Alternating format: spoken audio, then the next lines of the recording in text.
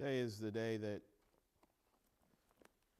America has set aside to essentially say thank you to all of its veterans, those that have served.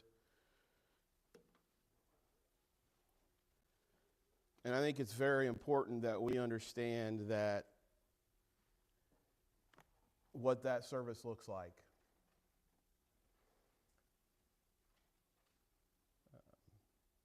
It leaves a mark, not just with the families that lost a loved one, but also, as you could see up there, it leaves a mark with those that survive war. And I think that it's imperative that we celebrate veterans every day. I remember growing up, one of the things that my dad encouraged was when we see somebody wearing a veteran's hat, we would always go up and say, thank you for your service. I still see kids that'll do that today, especially in small towns like Ogden, but not so much in bigger towns. But I think that's something that we should do. Every time you see somebody wearing a cap that says USS Navy and whatever ship they were on, or the Marines or whatever, take a moment and thank them for their sacrifice. How many of you guys and women, if you like war movies too, what's one of your favorite war movies that you watched growing up that made you kind of want to be a soldier if you weren't, or made you want to put on a uniform? Top Gun? Saving Private Ryan? Good ones. For me, it was The Great Escape. It was my favorite all-time war movie of all time. Picture this. I apologize, my voice isn't the greatest, so I'm having water up here. Picture this. It's March 24th, 1944. Deep in Nazi-occupied Poland sits Stalag Luft 3. And it's a prisoner of war camp holding Allied airmen that were shot down over enemy territory. These aren't just soldiers. They're warriors who once soared through the skies in freedom, and now they're trapped behind barbed wire and guard towers. But freedom burns in their hearts. And so 76 men will attempt the impossible, the Great Escape. Today, as we honor veterans, I want you to see something profound. This isn't going to be your normal veterans sermon, because I want you to see something that's very profound. We are all prisoners of war. Every person in this room was born into enemy territory, trapped behind the barbed wire of sin, under the guard towers of Satan himself. But just like those brave airmen in 1944, we have a choice. We can remain prisoners or fight for freedom. In Romans chapter 3, verse 23, we read, "For all have sinned and fallen short of the glory of God." Listen to me. Every human being starts life as a prisoner of war. Everyone. We live in a world controlled by Satan. We live in a world that's trapped by sin. We live in a world that has been sentenced to death. Those Allied airmen in 1944, they didn't choose to be prisoners. One moment they're flying free, and the next moment they're shot down, captured, imprisoned. And that's exactly what's happened to humanity. One moment we had this perfect fellowship with God in Eden. The next moment, shot down by sin, captured by Satan, imprisoned by death. But here's what I loved about these POWs. They never accepted their imprisonment as permanent. From day one, they were planning to escape. Ecclesiastes chapter 3, verse 11 says, "He has made everything beautiful in its time. He has also set eternity in the human heart." You guys understand what that means? God has put eternity in our hearts. He has planted a freedom seed in every soul that cries out, "This is not how it's supposed to be. I wasn't made for this prison. I wasn't made for these chains. I was made for something greater."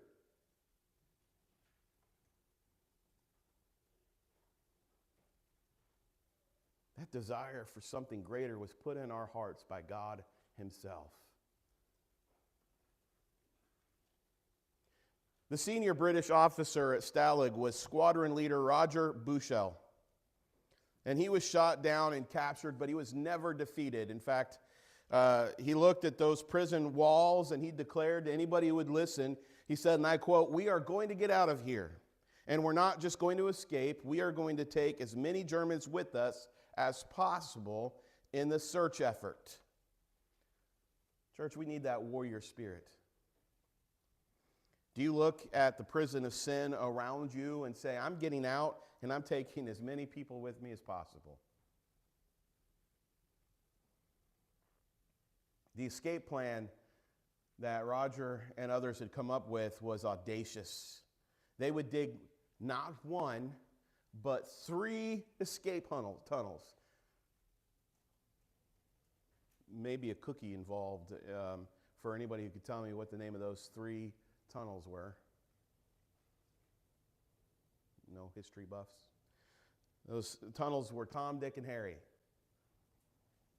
And they were each 30 feet deep and over 300 feet long.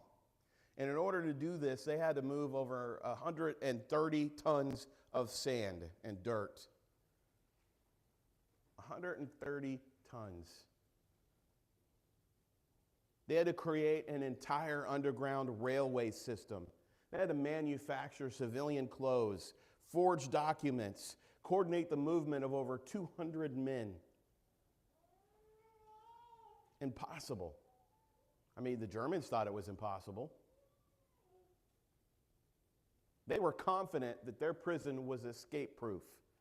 And so they had taken men like Roger, who had been in prison at other places, escaped and been recaptured. Multiple men of this in this prison camp had already been captured a long time ago, and they had been in other prisons. And they were put here because they were escape artists. They'd already escaped multiple times. So the Germans were like, "We're going to build an escape-proof prison camp." You know what Jesus says? In Luke chapter 18, verse 27, Jesus said, "What is impossible with man is possible with God." Satan thinks his prison is escape-proof. He's got humanity locked down tight. He's got humanity addicted to sin, blinded by pride, chained by guilt, sentenced to death. But what Satan doesn't count on, or what he didn't count on, was God's escape plan. In 1 Corinthians chapter 2, verses 7 and 8, "No, we declare God's wisdom, a mystery that has been hidden, and that God destined for our glory before time began. None of the rulers of this age understood it, for if they had, they would not have crucified the Lord of glory." God had a secret operation that Satan never saw coming. While the devil thought he was winning at Calvary, God was executing the greatest escape plan in history. Satan was blindsided. The cross wasn't defeat, it was breakout. The tomb wasn't the end, it was the tunnel. The resurrection wasn't just victory, it was Liberation Day. And here's what amazes me about Stalag Luft 3. While the guards saw compliant prisoners going about their daily routines every day, underneath of that camp was a massive operation. The movie tries to give you a glimpse into that. Men working in shifts, moving sand one handful at a time, one pocketful at a time. They literally had these things sewn in their pants, and they would fill their pockets. And they'd have these little bags created as pockets. And they would literally walk around the camp, pull on a string with their hands in the pocket, and sand would trickle down their pant leg onto the ground. That took a lot of time. Creating forged papers, tailoring civilian clothes, planning routes to freedom. It was a massive operation. In Ephesians 6, Paul tells us that our struggle is not against flesh and blood, but against rulers, against the authorities, against the powers of the dark world, and against spiritual forces of evil in the heavenly realms. And in the spite of all of that happening, all of that darkness, all of those chains, there's a massive spiritual operation happening right now. While the world goes about its daily routine, there is an underground resistance movement. And we're not fighting flesh and blood. We're fighting spiritual forces that want to keep us imprisoned. And every time we